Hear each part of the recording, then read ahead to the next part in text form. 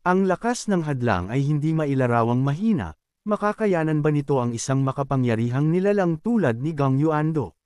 Siyempre, hindi. Tumagos ang kabaong sa hadlang na para bang pumapasok sa isang lupain na walang pagtutol at pumasok sa loob ng Golden Court Mountain. Nang makita ito, natigilan ang lahat ng naroroon. Patuloy na lumutang ang kabaong sa ibabaw ng kanilang mga ulo, na para bang may isang pares ng mata na nagmamasid sa kanila. Napansin ni Panzong ang mga pattern sa ilalim ng kabaong at bumulatlas sa gulat, mga pattern ng array ito. Hindi ito ordinaryong kabaong, paano pa kaya ito nanatiling hindi kinakalawang at hindi nasisire sa sword tomb sa loob ng maraming taon? Tumunog ang garalgal na boses ni Gang Yuando, tunay ng kahanga-hanga ang nakababatang henerasyon. Sa sandaling iyon, naglabas ng kanyang espada si Zhou Jifeng, handa ng lumaban, at sinabi, Elder Gang. Mas mabuti kung babalik na lang kayo sa ibang araw.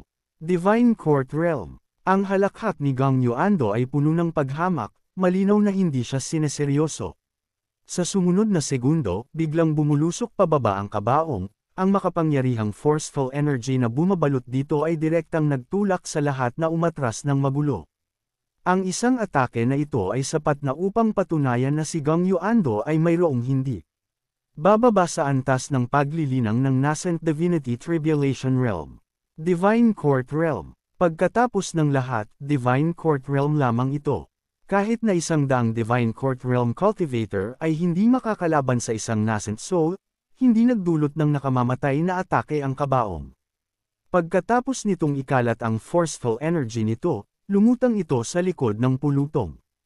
Mahinang sabi ni Gang Yuando, magpatuloy kayo. Sa sandaling iyon, nagmadaling bumaba mula sa bundok ang isang babaeng cultivator at naghatid ng mensahe. Inaanyayahan ang elder na umakyat sa bundok, nagbigay na ng utos si Elder Hua. Nang marinig ang mensahe, sa wakas ay nakahinga ng maluwag sina Zhou Jifeng at Panzong at dali-daling sinabi, dito po kayo, Elder.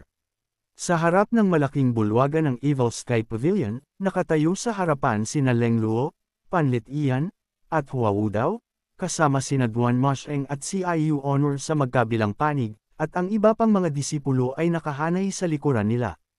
Lumutang ang kabaong sa harap nila, nakaharap sa kanila. Nang tunay na makita ang kabaong na ito, umiling sa loob sina Leng Luo at Panlit Ian, na namamangha. Sa malawak na mundong ito, umiiral ang lahat ng mga himala. Bagamat sila ay mga bihasa at may kaalamang mga elder, ito ang unang pagkakataon na nakatagpo nila ang gayong kakaibang sitwasyon, isang kabaong na dumating upang magdulot ng gulo, sino ang maniniwala? Pagkatapos ng mahabang katahimikan, sa wakas ay nagsalita ang kabaong, nasaan si Brother G? Kalmadong sumagot si Leng Luo, kasalukuyang nagkukubli ang Pavilion Lord. Hayagan siyang nagsalita, pagkatapos ng lahat, pareho silang mga matatandang sorrow na nakakaunawa sa iniisip ng isa't isa. Sa gayong pagkakataon, walang saysay ang pagpapanggap, mas mabuting maging direkta. Ang boses ni Gang Yuando ay malalim at nagtatanong, naniniwala ka ba dyan?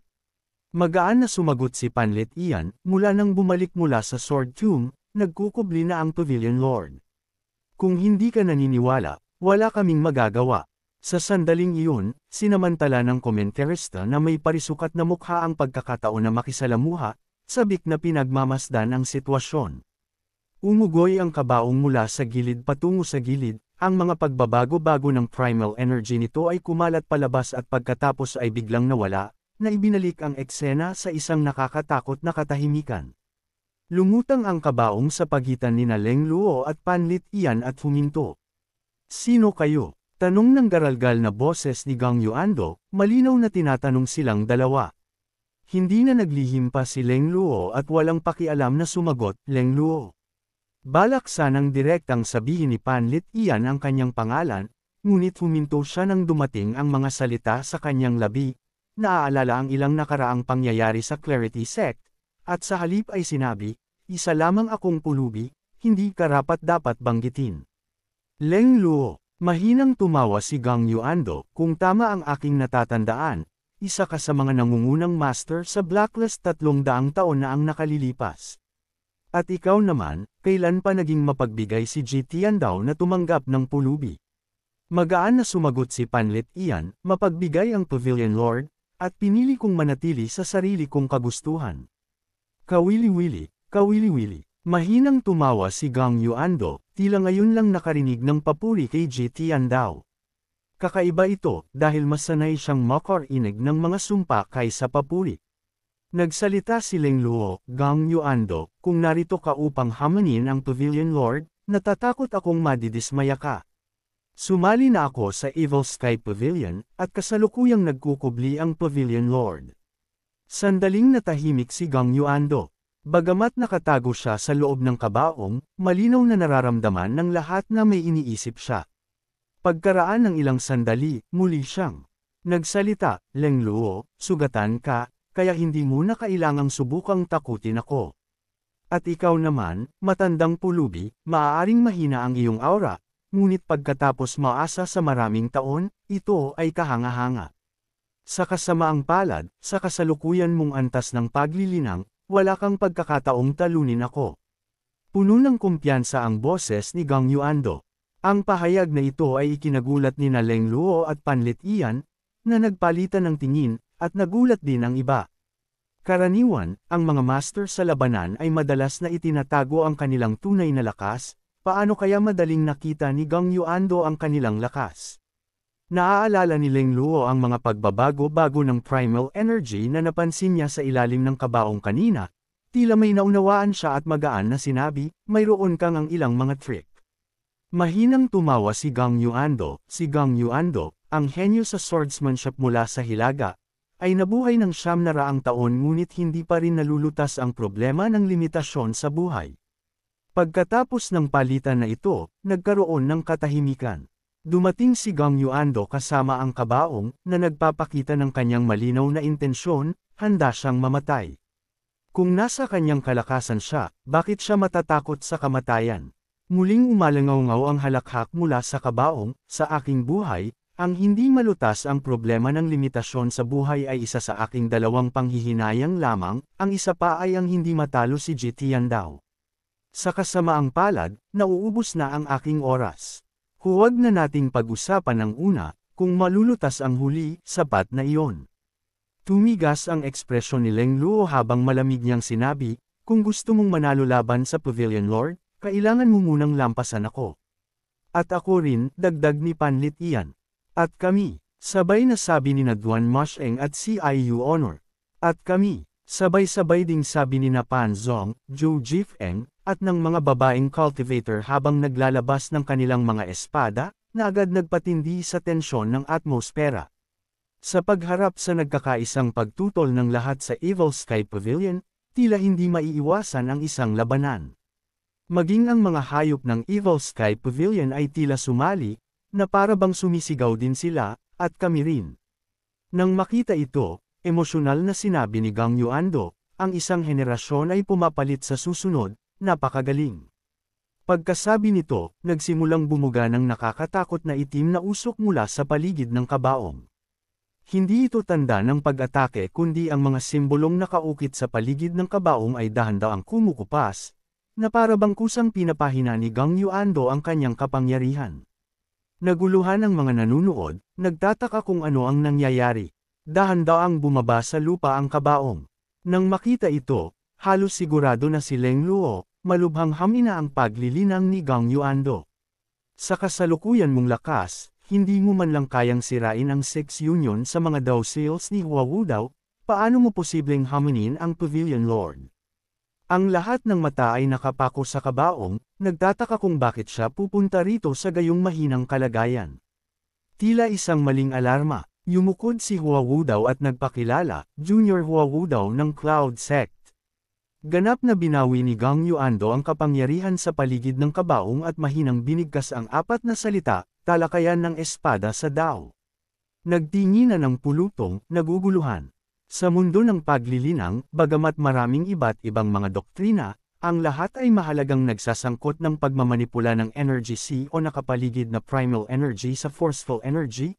Ang mga pilosopiya lamang ang nagkakaiba sa mga paaralan ng Confucianismo, Budismo, at Daoismo. Ang Daoismo ay nakabuo ng iba't ibang mga pamamaraan ng paglilinang, partikular na mahusay sa swordsmanship. Maraming mga cultivator na pabor sa swordsmanship ang pumili ng mga teknik sa paglilinang ng Daoist. Ang mga figure tulad ni Jiang Aijian, Luo Shisan ng Cloud Sect, Luo Changqing, ang baliw sa espada na si Chen Wenji, at maging sina Leng Luo at Panlit Ian, ay nagmula sa mga pilosopiya ng paglilinang ng Daoist, na nagbabahagi ng parehong pinagmulan ngunit nagkakaiba sa individual na interpretasyon. Kaya, sa ilalim ng Daoismo, mayroong pag-aaway ng maraming mga paaralan ng pag-iisip, ang ilan ay mahusay sa pag-iwas, ang ilan sa depensa, ang iba sa atake, at ang ilan na may mataas na pagkaunawa ay bumuo ng mga bagong estilo ng swordsmanship, tulad ni Gang Yuando. Talakayan ng espada. Malakas na tumawa si Panlit Ian, akala ko narito ka para sa isang labanan hanggang kamatayan. Bumantong hininga si Duan Musheng sa ginhawa, kung gayon hindi ko iyon problema, ang verbal sparring ang forte ni Old Fourth, hindi sa akin. Nakisali rin si CIU Honor sa biro, ay nako, ayaw kong maging isang babaeng palaaway sa hinaharap, hindi ako magaling makipagtalo. Tumingin si Panlit Ian sa kabaong at mahinang tumawa, kung talagang tungkol sa talakayan ng espada, kaya kang talunin ni CIU Honor. Tumango si Leng Luo bilang pagsang-ayon, at sabay-sabay ding sinabi ni na Zhou Jifeng at Pan Zong, sumasang-ayon din kami. Nag-aatubiling sinabi ni CIU Honor, papuri ba dapat iyon? Sa sandaling iyon, bahagyang umugang ang kabaong, na naglalabas ng kakaibang tunog, at isang mahinang primal energy ang bumuo ng aura sa paligid nito, na malinaw na nagpapakita na medyo inisi Gang Yuando sa loob ng kabaong. Ang pagtalakay sa espada ay hindi lamang tungkol sa usapan, dapat din itong isagawa. Ibig bang sabihin yan ay isasagawa natin ito? Naguguluhan si Panlit Ian, ibig mong sabihin, magtatalakay at maglalaban tayo ng sabay. Ang pahayag na ito ay agad na nagpatindi muli sa dating nakarelax na atmosfera. Talagang baliw ang taong ito. At seryoso pa. Ipinaliwanag ni Gang Yuando, hindi kinakailangang maglaban hanggang kamatayan. Ang mga cultivator mula sa Quenched Body Realm hanggang sa Mystic Enlightening Realm ay natututong kontrolin ang primal energy, at tanging sa Divine Court Realm lamang nila pinamamahalaan ang mga pamamaraan ng cultivation. Ang paggamit ng pamamaraan ng Dao upang kontrolin ang primal energy ng Mystic Enlightening Realm, upang talakayin ang Dao sa pamamagitan ng espada, ay tunay na diwa ng swordsmanship.